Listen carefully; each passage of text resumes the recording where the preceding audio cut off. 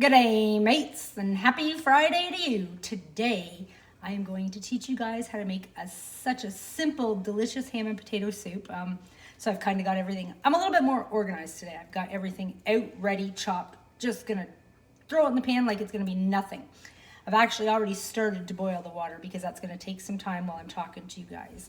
So basically this recipe calls for 3 1/4 cups water, but what I do is I put in 2 cups of water and then I put in 1 1/4 cup of chicken broth. It just adds a little bit extra flavor to what you're cooking.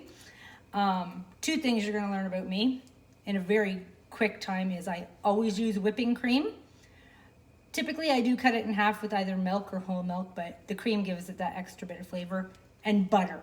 We use butter in this family, probably between 2 to 3 pounds a week. My husband thinks I'm crazy, the apocalypse is coming because I have 10 pounds of butter in my fridge, but I seem to have to buy it every couple weeks. So first off, I've got this water going. There's probably only that much water in the pan, and I am going to dump 3 1/2 cups of diced potatoes into the pot and get them going. And so what I use to dice up the tomatoes is a hand chopper. I find that way it doesn't get it chopped too small, and it gives it the right consistency. I don't like any chunky vegetables in my soups, stews, nothing. It has to be cut real small. I do have a friend that doesn't like cooked celery, so I chop it so fine she has no idea if it's even in there. So, not to mention cook time, when you cut it smaller, is cut probably in half. So this is typically what I've used for that. Is just, I'm not going to tell you which brand this is, but the bottom cup on the bottom, throw it away. Like seriously, what are you chopping that you only need a handful of stuff? Creates more of a mess. I just cut it on my cutting board and discard the little cup. The cup literally sits on here for storage. That's it. I also went and actually I got it for Christmas because my arm would get so sore from constantly chopping everything. My parents went out and for Christmas bought me the plug-in chopper. It is amazing. Seconds. Your food's diced so small. You have to watch onions. Onions seems to get really liquidy when you cut them too much. So I used to throw my celery and onions in there at the same time, but by the time the celery got chopped up, the onions were mushy. So had to kind of start doing that separately. So this recipe, as it gets going, because it is a cream soup and you have to thicken it, it also calls for you to have butter, flour, and milk added in once everything else is kind of done here. My assistant Maddie here is going to pretend to help me because I don't know why, she doesn't like to cook. But could you grab me the big lid to the pot, please? Where is it? I should cover my pot. It does boil quicker, and since I'm doing this while I'm talking to you guys. So while that is going, you can make your thickening sauce. So on that, it's 5 tablespoons of butter. Again, do not ever try to replace any recipe, and I don't care if it says margarine or not, don't use it. Margarine is 1 molecule off plastic. You shouldn't eat it. I don't care what anybody says. I don't care if you're buying B-Cell, whatever it is, whatever the brand, plastic. You are eating pure plastic. What lid? To that big pot, please. What lid, though? Where? In the second drawer. So you're gonna melt your butter down the best you can. I am using, my husband, as I mentioned the other day, is gluten-free. So he is going to, he prefers when I use the gluten-free flour. I typically have the coconut, the almond, the baking.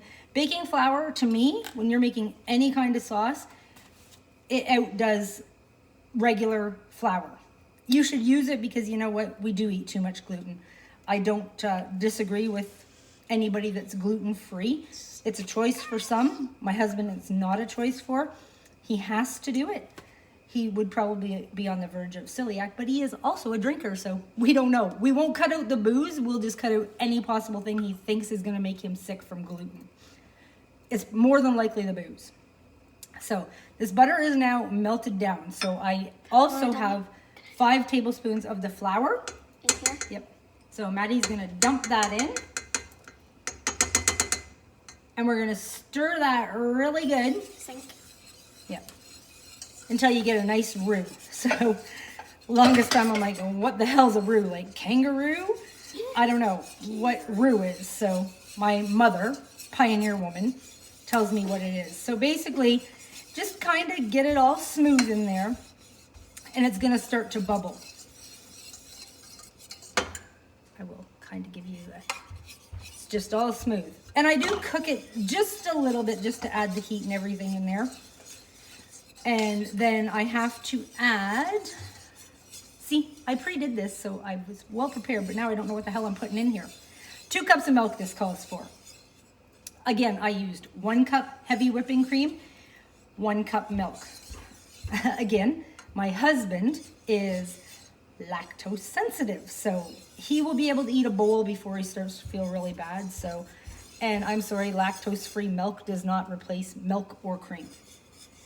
So I'm gonna pour it in, and I'm gonna pour it slow. It heats up quicker. Not that I'm in any kind of hurry, but as you can see, this pot over here is boiling. The potatoes are cut small. It says it takes about 10 to 15 minutes to really get going, but we'll see. But once that is boiled, once your potatoes are tender, you're going to add 2 tablespoons of chicken bouillon. You're not gonna add anything, I'm just telling you. So I just got it into a little cup, and pretty much 2 tablespoons is 2 of these small packets. So this is the granulated chicken cubes. So if I'm making a chicken noodle or chicken rice, I prefer to use the cubes, but this one actually calls for it. That's as bad as butter, this stuff. I've got about 4 packs of it sitting in the fridge, 2 of those. I use it in so much stuff. It just gives it a nice rich broth. So this is kind of like gravy, making this cream sauce that I'm gonna pour in there. It's gonna thicken pretty quick, like gravy. The potatoes are still cooking here, so we are good to go. Other than that, what everybody got planned for the weekend? Nothing, because it's a weekend every day right now. Like COVID-19, I have no idea what the hell the date is. I heard it's the end of the month. I drove past the grocery store, packed. If you know what I'm getting at. I have called my mom, did you get old age security today? Because grocery store is packed. I haven't seen that many people out in about 2 weeks. But crazy. It is scary. It is scary. I'm glad the grocery stores have started opening up early for the seniors. But goddamn, they're taking all the flour. Those bitches like to bake. Huh. Tried to make that bread yesterday, but I couldn't find yeast. I had to borrow it from my neighbor. So in this ham and potato soup, there's 2 ways of doing it. You could either have a big, nice ham dinner and then go from there, use the ham from that. Cheap, easy way that I found to do this, and it is amazing, is the little round ham steaks almost. So I paid $4.60. Just comes in a little bag. It's a cooked ham, and I will be able to get 2 pots of this soup out of there, which I would have made today, but since I wanted to show you guys how to do it, quick and easier to boil up a couple little batches opposed to one big one. This is boiling like crazy. So this is gonna be good. It's gonna be ready for you guys while I do this video. So hopefully I don't screw it up trying to cook too fast. So yeah, like I said, this is a cheap, easy meal. It maybe would cost you, at the end of the day, $3, $4 at best. You'll be able to feed your whole family. So I like to make soups, pasta sauces, chilies, anything the day before. If you do that, what I typically do is put it in a crock pot the next day, and you'll notice it's gotten thick or coagulated or whatnot. You can add more milk to it and it will keep the flavor the same, but just watch how much you add because you don't want to thin it out too much. Then it just becomes a liquid mess and tastes like shit.